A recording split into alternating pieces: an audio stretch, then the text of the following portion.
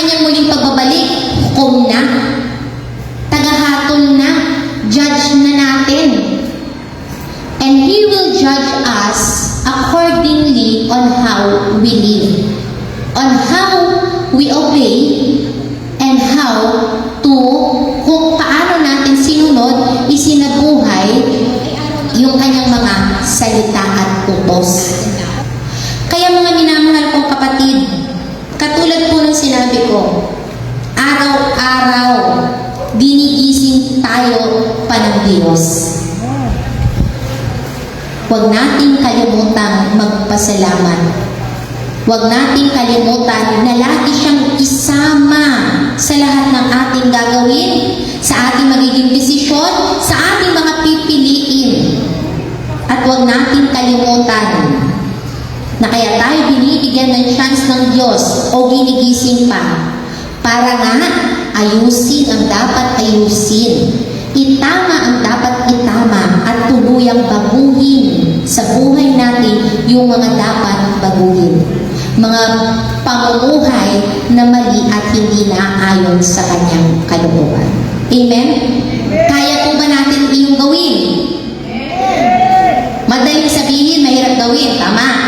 Pero tandaan natin, may Diyos, may banal na Espiritong aalalay sa atin para tulungan tayong magtagumpay.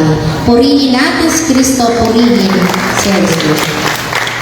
Kasi nga, choosing God daily, ito po ay pagpapaalala sa atin or pagbibigay ng chance ng ating Panginoon para na araw-araw magtiwala sa Kanya. Let us avoid reckless living by choosing Jesus every day in everything. That is the first step of preparation para maging handa tayo sa Kanyang muling pagbabalik. Ano po yung una natin dapat gawin? No. Dami ko pong sinabi, di nyo naalala. Ano po ang una natin dapat gawin? Piliin natin si Jesus araw-araw sa lahat ng ating gagawin. Amen? Kaya mo ba? Sabi mo sa iyong katabi, kapatid, naniniwala ako, nagawa mo yun sa araw na ito. Totoo o hindi? Oo, kasi sa dami ng pwede natin gawin, narito tayo nagkatipon sa gawain ni Yahweh El Shaddai. Palakpakan po natin ang Panginoon for Jesus. Kaya yung second is spiritual alertness. Yun yung paghahanda na kailangan natin gawin. Kasi sa dami ng pinagkakaabalahan natin araw-araw, baka mamaya mas pinakikinggan natin yung tawag ng katawan. Yung tawag ng mundo. Ang dami natin pwedeng pagkaabalahan.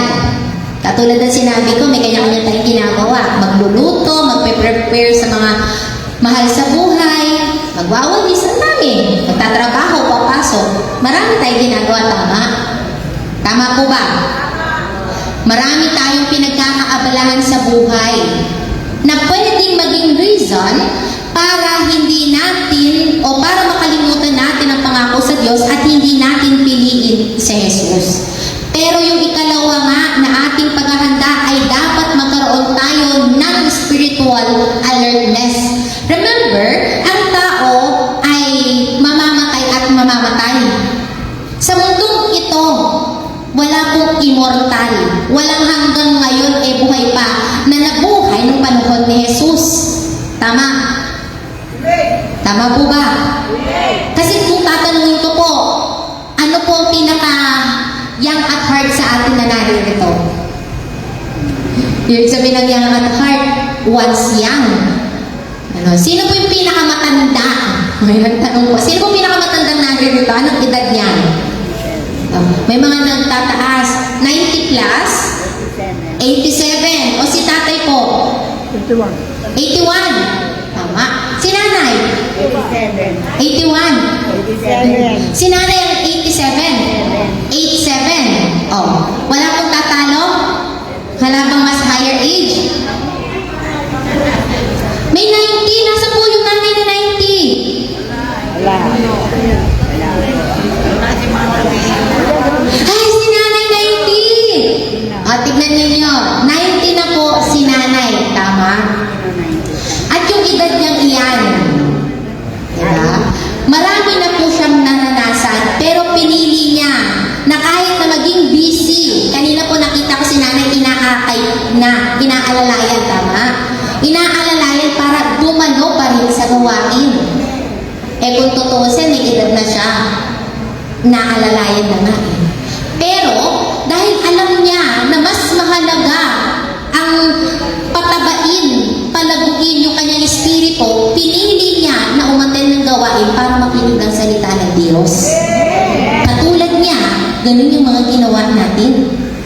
Kaya yung ginawa natin, sa maghapon na lumipas na ito, this is the very meaningful na ginawa nating desisyon na unahin si Jesus. Na piliin, na patatagin, pagyamanin, palaguin yung ating espiritu. Dahil ang tao, sabi ko nga po, walang immortal. 90 ang pinakamatanda sa atin na narito. Walang nabuhay na ng panahon ni Jesus. Tama? At lahat tayo may hangganan. Yung physical nating katawan, mananatili sa mundo. Pero yung espiritu natin, ang siyang mapupunta either hell or in heaven. And remember the part where there are two men na gumagawa sa bukid at babaeng gumigiling. Ang isa'y kukunin, ang isa'y iiwan.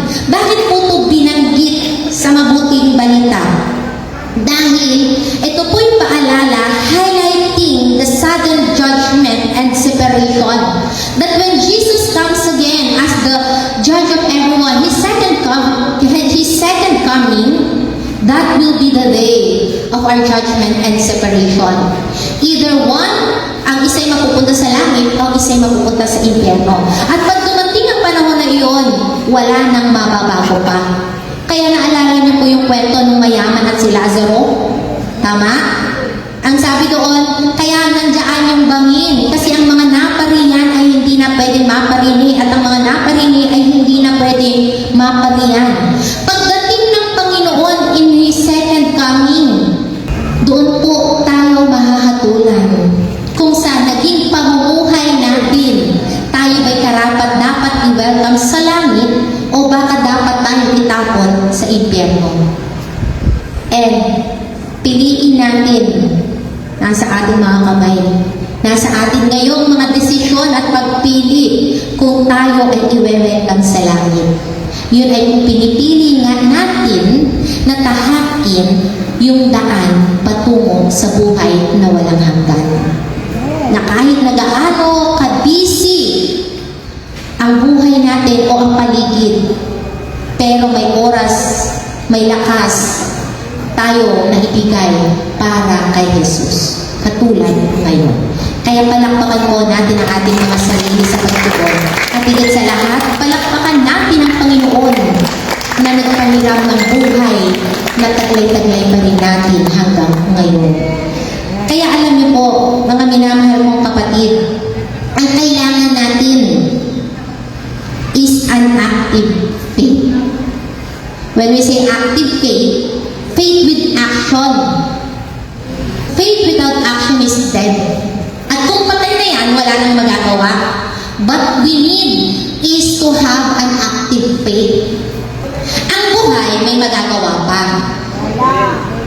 Wala pong magagawa ang buhay. Ang patay, wala nang magagawa. Pero ang buhay, meron. Kaya nga po, ang ikatlong kailangan natin gawin is proactive vigilance. Maagap na pagbabantay. Alam na natin na kailangan natin magkaroon ng spiritual alertness. Kaya ngayon pa lamang, pagkagising pa lang sa umaga, pipiliin natin na gumawa ng kabutihan. Sumunod at isabuhay yung mga naririnig nating salita ng Diyos. Mahirap man. Minsan kasi ayaw natin yung narinig natin eh. Pero yun yung mensahe. Yun yung dapat natin gawin. Kaya mahirap man o ayaw natin personally, pero dahil kalooban niya ng Diyos, gagawin natin. Pagsusumikapan natin, gawin. Halimbawa na lang, gusto natin maging handa sa muling pagbabalik ng Diyos. Paano magiging maagap yan? Paano tayo magiging maagap? Di ba pagkagising ngayon, pinili natin kumatid ng gawain. Pinili natin si Jesus. Nakikinig tayo ng salita ng Diyos. Yung salita ng Diyos na ating naririnig, halimbawa ang mensahe ay pag-ibig. At ang pag-ibig, kalakip niyan ay sakripisyo at pagpapatawad. Naalala mo yung asawa mo dito? Bakit? Di ba nga kasi ang pangako niya sa simbahan, sa altar ay till death do us part. Na ikaw lang ang dapat na nasa kanyang puso. Nabalitaan mo, di ka nag-iisa. Yung tingsong pala ng asawa mo, sana dalawa ang puso pala ang tingsong niya. Nalaman mo na may kasabay ka, may binabahay na rin pala siya. Masakit o hindi?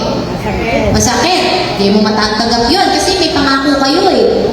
Pero ang utos ng Diyos, mag-ibigan tayo, magpatawad tayo. Kaya siguro gabi-gabi, hindi ka nakakatulog ng matiwasay kasi nga may galit ka pa sa puso. May sama ka pa ng loob, may hinanakit ka pa sa iyong kapwa.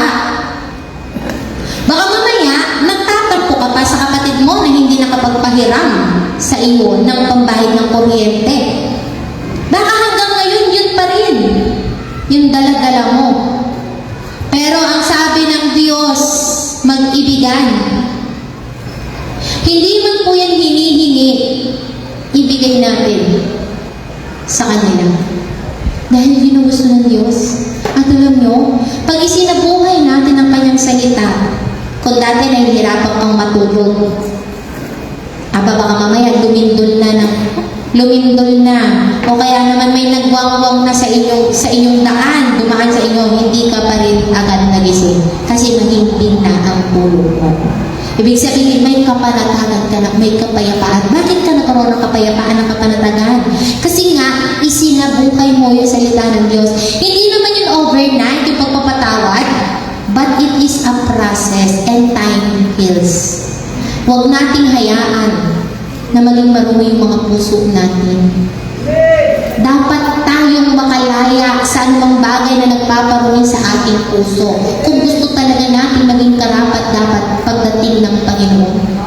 Maging maagap tayo kaysa magsisi sa huli. Kasi wala namang magnanakaw na magsasabing, ano pong pangalan niya, sister? Ni Bea? Ni Bea? Ay, akala ko lotion mo, ano? Sister Bea. Wala naman siguro magnanakaw na magsusulat, Dear Sister Bea, mamayang alas 12 ng gabi ay magnanakaw ako sa iyong tahanan. Kaya dapat, huwag mong ilak ang pinto ng bahay mo at yung gate. Doon ka na rin pumasok sa kwarto nyo at huwag kang lalabas nang sa gayon makuha ko yung TV mo, yung ref mo, yung iba mo pang ari-arian. At pag nakuha ko na ang lahat, kinabukasan ka na gumising. Kinabukasan ka na lumabas. Upang sa gayon, magulat ka na lang, wala na ang mga ari-arian. Nagmamahal, magnanakaw. Kung alam lang natin na ang December 30, 2025 darating ng Panginoon, baka mamaya nagpakasasa tayo mamuhay sa mali, tapos ngayong araw na ito, dahil 2 araw na lang, December 30 na, tama po? At saka pa lang tayo nagbabagong buhay, tsaka pa lang natin inaayos yung buhay natin. Hindi ganon. Hindi ganon ang pagdating ng Panginoon.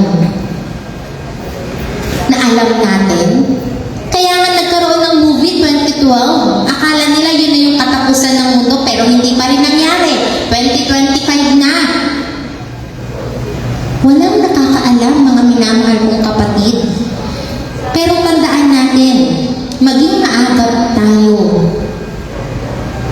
Mas mabuti nang maging maagap kaysa magsisi sa huli. Uulitin ko, ngayon buhay tayo, ngayon malakas tayo, ngayon humihinga tayo, may pwede pa tayong gawin, may magagawa tayo. Pero pag tayo namatay na, ang aasahan na lang natin yung mga panalangin ng mga buhay para sa atin. Pero ginising kang muli ng Diyos, gigisingin ka pang muli ngayon bukas, gigisingin ka pa ng mga mahabang panahon. Bakit gigisingin tayo?